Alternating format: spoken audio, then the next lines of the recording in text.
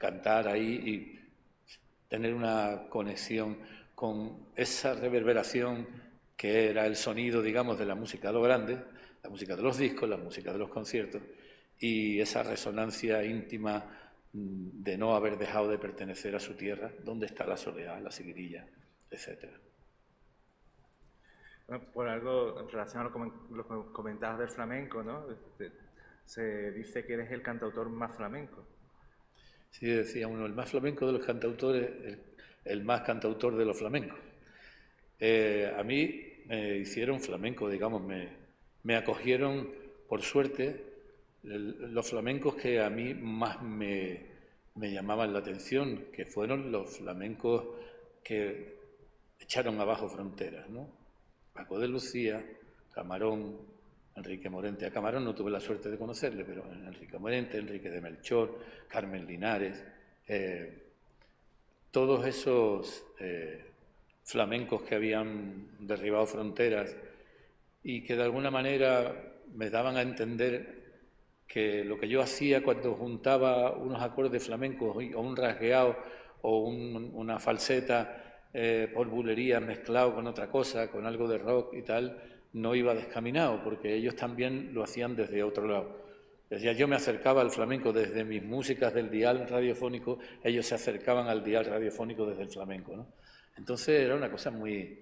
Es que, claro, por una parte, cada uno estaba de su padre y de su madre y estábamos aislados, pero el punto de confluencia es maravilloso y sucede justo cuando llega la democracia, ¿no? Porque todo es provocar una fiesta, un estado de ánimo diferente, un sorprender, un ser visto precisamente porque te la jugabas, ¿no? Que es lo que Paco aprendió a hacer enseguida.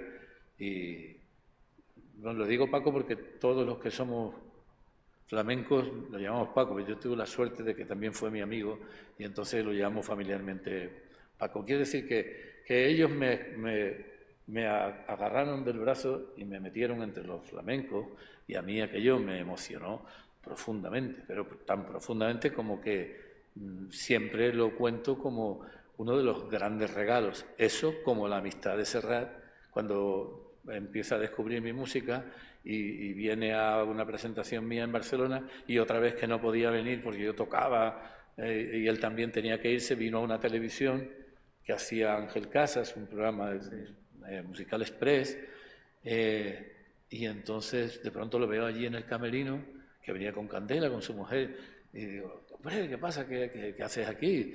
¿De que vienes a alguna entrevista o algo? Y dice, no, he venido a verte, porque como no voy a poder ir esta noche a tu concierto. O sea, detalles de esos, ¿no? Que, hombre, la lectura que uno hace después de ser visto y todo lo que habíamos contado, la lectura que hace es que si estas personas que han profundizado tanto en el arte y han tenido tanto esmero en hacer las cosas bien y en hacer las cosas de manera trascendente y leal con la música, te acogen como un amigo, como uno más, pues da señal de que uno no ha hecho las cosas del todo mal, sino que ha ido bien encaminado, ¿no? Hablabas de cómo te acogieron los flamencos, sobre todo aquellos que de alguna manera estaban echando abajo el tabique y ampliando el espacio, ampliando fronteras, ¿no? Quizás pudo ser porque veían, y es un poco el origen de la pregunta, veían como la música que tú hacías era algo nuevo, era algo que trascendía y que era un cambio muy, muy grande con lo que se venía escuchando tiempo atrás, sobre todo la música, digamos, oficial del franquismo. Y se respira en tu música una gran dosis de libertad. Creo que eso pudo tener que ver con ese aprecio por lo que tú hacías, aparte de lo puramente de la calidad de la música, ¿no? Pero ya había habido muchos indicios. Desde el lado del rock and roll estaba todo, o sea, el rock andaluz, digamos, de Triana hacia adelante, y cada vez se iba sofisticando más, hasta llegar a Guadalquivir, que ya era un jazz flamenco rock, una cosa estupenda, ¿no? Todo eso iba pasando simultáneamente. Lo que ocurre es que yo estaba en mi... Yo sentía que iba todavía del brazo de Serrat, ¿no? Que era y mi maestro.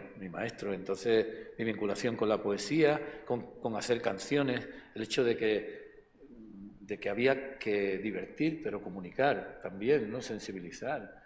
No en plan dar lecciones de sensibilidad, no, dejar que la propia música en cada uno dejara una pequeña inquietud y que luego te fueras a tu casa y de pronto reflexionaras sobre tal verso que has escuchado en esa música que te ha gustado mucho porque tiene mucho de mezcla. O sea que yo he intentado siempre que lo que hacía con la guitarra fuera solvente, de manera que si tenía alguien para escuchar guitarra, dijera, coño, mira, oye, la toca, ¿no? Que lo que hacía escribiendo quedara destacara mi predilección por la buena poesía en español, que ha sido tantísima y sigue siendo a todo lo largo del planeta, no solo la poesía española, y también si cantaba, pues oye, cantar por derecho, ¿no? Que he tenido la suerte de tener una voz bien conformada, de siempre, aunque no he estudiado, pero sí se ha ido conformando y mejorando, pero ya tenía la voz, tenía las ganas de respetar la poesía y darme, como decía Pepe Caballero Bonal, lo llamo Pepe también porque he tenido la suerte de que quisiera ser mi amigo. Pepe decía, hay que trabajar con esmero, ese acento que tenía, hay que trabajar con mucho esmero. Y el esmero es una condición estupenda para cualquier disciplina que hagas, esmerarse, no dar por bueno un verso, mirar y remirar, encontrar la metáfora o la palabra, hasta que por fin ya, o exhausto o por aburrimiento, lo das por terminado, ¿no?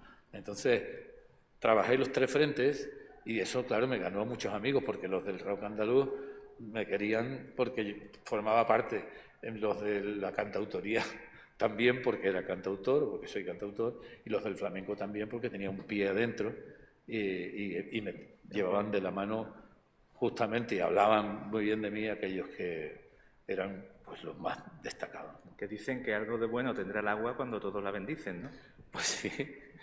Bueno, entonces entramos en los años 90 y hay unos años en los que no tenemos novedades tuyas y de repente aparece Pensión Triana, un disco grabado en directo en 1994 en la que te reúnes de una banda tremenda, tú dices en el concierto una banda de bandidos, pero que musicalmente aquello es como echar abajo la puerta grande de los sentidos.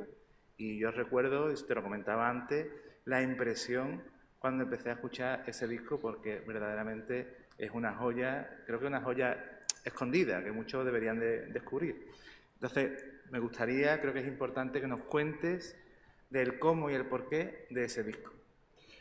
Bueno, yo estaba descatalogado porque las mentes preclaras de las compañías multinacionales que habían grabado mis discos anteriores no supieron qué hacer, dónde colocarme, por aquello de demasiado cantautor para los flamencos, demasiado flamenco para los cantautores, ¿dónde ponemos a este? Sí hace cosas con rock, pero no es rock andaluz, que por cierto al rock andaluz se le cerró la llave de una forma absolutamente... Al rock andaluz y a todos los rocks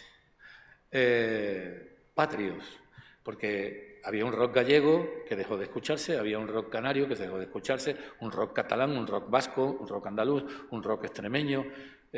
Las emisoras de radio que hasta ese momento y las multinacionales que grababan a esos artistas y a esos grupos las ponían en las radios, de alguna forma los iban promocionando. De pronto hay un movimiento espúreo en mi manera de entenderlo y dejan de oírse esas músicas y empiezan a oírse otro tipo de músicas con mucho glamour, se supone, hecha a evocación del glam rock que hacían muy bien los ingleses y los americanos, sobre todo los ingleses, pero era una copia y en mi opinión, todos son opiniones, en mi opinión era una copia con poco esmero, que hubiera dicho Pepe Caballero. Estaba sacado a bocados y estaba hecho por músicos bastante insolventes. Es una opinión desde la perspectiva de que uno se esmera. Los músicos que hacían el glam rock español y que formaron parte, una buena parte irrumpieron en las ondas radiofónicas como La Movida, no estaban definidos como músicos prácticamente, estaban en formación o para el instituto, por ejemplo, para la fiesta de fin de curso del instituto hubieran estado muy bien, pero no para darles ya rango de músicos. Y ese proceso fue bastante espurio, por lo que digo, porque músicos formadísimos, porque sería rock o sería lo que tú quisieras, pero un rock mezclado con música asturiana o gallega, o música canaria, o música flamenca andaluza, o con música catalana, como la Compañía Eléctrica de Arma y otras. Ahí había algo muy meritorio y muy de identidad, y estaba justamente relacionado con la transición, con el momento en que pasamos de la dictadura a las primeras libertades. Esas músicas luego fueron, digamos que, no discretamente apartadas, o sí descaradamente apartadas de las ondas radiofónicas. En medio de todo eso estamos los cantautores, que muchos por su reivindicación, es decir, por su abierta reclamación de la libertad, hasta niveles cuasi panfletarios, pues fueron también apartados. Los que de alguna forma hablábamos de todas estas cosas entre líneas, digamos que nos escurrimos y pudimos tener una continuidad profesional. No sé, bueno, y estaba descatalogado, y entonces me fui a un estudio, lo llené de amigos de la música y aficionados. Había como tantas personas como las que estáis aquí, un poco más. Nos fuimos a un estudio de grabación y tocamos para ello durante 2 días, aparte de surtirlo de bocatas y de cerveza y de buen tinto de Ribera, para tenerlos contentos y que aplaudieran mucho. Les cantamos ese repertorio en directo y quedó grabado. Y ese ha sido el disco de mi carrera, el más querido, y del que ahora estamos celebrando 30 años y andamos de gira con él, simultaneándolo con el Saturno Cabaret, ¿no? Y ahí estaban artistas, fijaros el lujo, para hacerme coros estaba Gemma Corredera, que es una de las mejores cantantes de feeling de Cuba. La otra corista era Martirio, en el bajo estaba Marcelo Fuentes, uno de los mejores bajistas de Argentina, Guillermo McGill a la percusión, Carlos Carli a la batería, 2 uruguayos impresionantes, John Parsons, que era el guitarrista eléctrico que había aparecido en todos los discos de Miguel Ríos, estaba la guitarra eléctrica, Antonio Toledo, paisano nuestro de San Fernando, tocando la guitarra acústica, Chano Domínguez tocando el piano y Jorge Pardo tocando la flauta y el saxo. Eso era un lujo que yo me pude permitir porque me había esmerado y había llamado la atención de ellos, y entonces yo los llamé y les dije, ¿grabaríais esto conmigo? Me dijeron, sí, hombre, sí, vamos. Y así lo hicimos. Yo creo que esas cosas solamente se hacen por amor, ¿eh? Por supuesto, y por amor propio también, porque a mí me habían enterrado, suerte que dejaron un dedito fuera y pude rascar y salirme. Pues sí, una historia apasionante la de ese disco, y se nota en cada pista.